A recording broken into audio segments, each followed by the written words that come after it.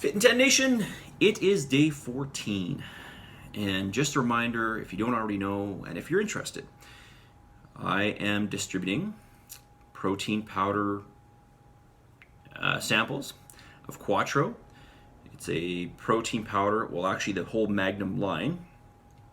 Quattro is part of the Magnum line. The whole Magnum supplement line I've been using for 15 years.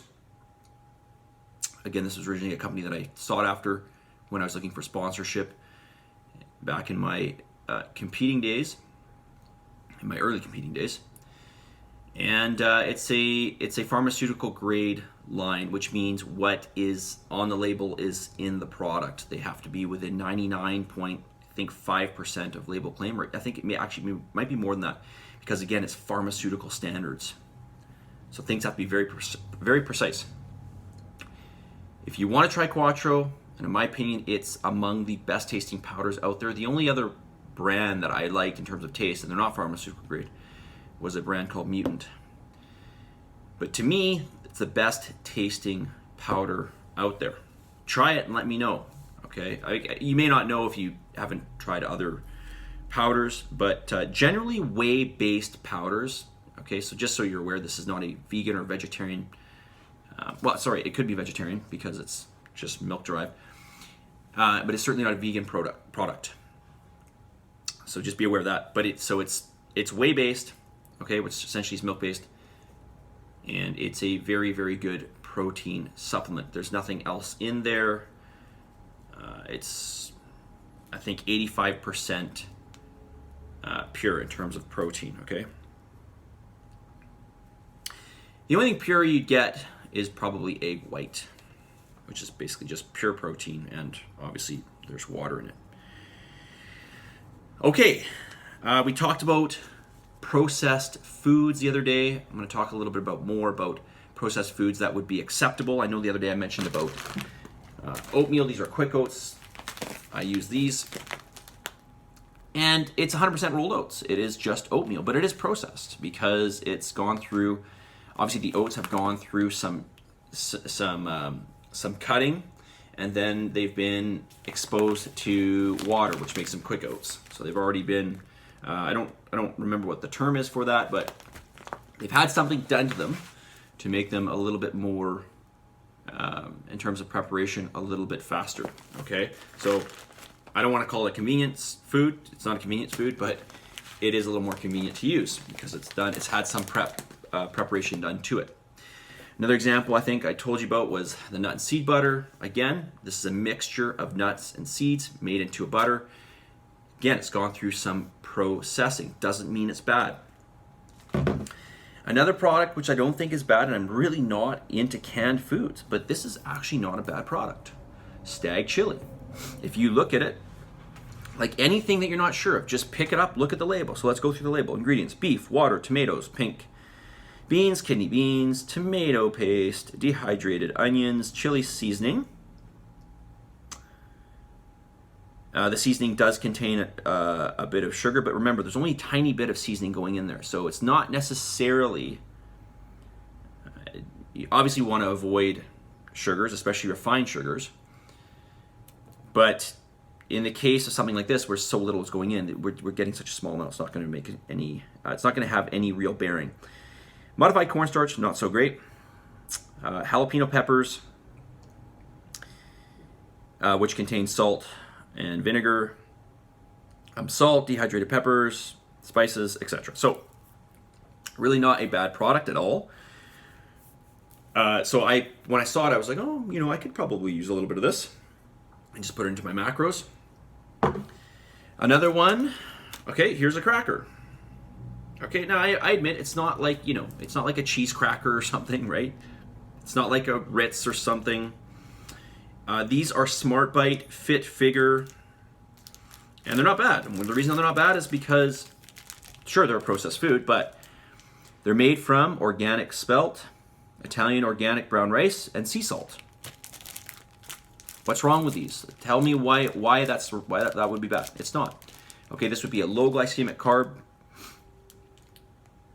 and totally fine to have. They're also very calorie sparse. They're basically just carbohydrates, and even that, the carbohydrates are pretty low with this. Yogurt would be another one. But you know, if you look at the ingredients here, we're just looking at skim milk. And in terms of this yogurt, this is from Costco, by the way. This is the Costco brand, the Kirkland brand. We're just looking at skim milk and then active bacterial cultures. Okay, so this is basically good bacteria for you. That is it. There's nothing else in here. So, not in its natural state, obviously. We have to go through some preparation, but not a bad food. Okay, this one could be somewhat questionable, although I still eat it. This is Island Farms. This is the best cottage cheese. The best tasting cottage cheese on the market. It's by Island Farms. It's not Costco's brand. It's not Costco brand. It tastes really good, but you got things in here like a bunch of different gums, like carabine gum and guar gum, and these are really just essentially food stabilizers. They are soluble fibers, so it's just soluble fiber. Really, I really wouldn't be too concerned with it. The one thing that I was concerned with in here is the polysorbate 80, which is used in a lot of food products. The safety on it seems to be very high. There doesn't seem to be any issue with it. It's used in a lot of processed foods, a lot of different foods that you can purchase that are obviously processed. But there doesn't seem to be anything bad about it. So I was actually going to stop eating it, but then I looked it up and I was like, no, it doesn't seem to be. There's no evidence of it being bad. So again, still, you know, and there's some other things in here like carbon dioxide, which again, it's what we breathe out. I don't really know if that's really an issue to be ingesting. I don't think it is. But again, we have some ingredients in here which are questionable, okay? Mainly the polysorbate 80. But I still have it. I have to have a reason why. I don't really have any reason why. That's not to say that it's okay, but so those are some examples. Okay, we can go through some examples if you want of some processed foods that we wouldn't find acceptable. But generally, those foods that are going to be high in refined vegetable oils, refined sugars, you know, like glucose, fructose. When we're talking about refined oils, things like, you know, palm kernel oil or canola oil or soybean oil, this type of thing. We really want to avoid those foods. And of course, you know, certain preservatives, etc. Okay, so, all right, I'm almost at 8 minutes. Let's get to the message of the day.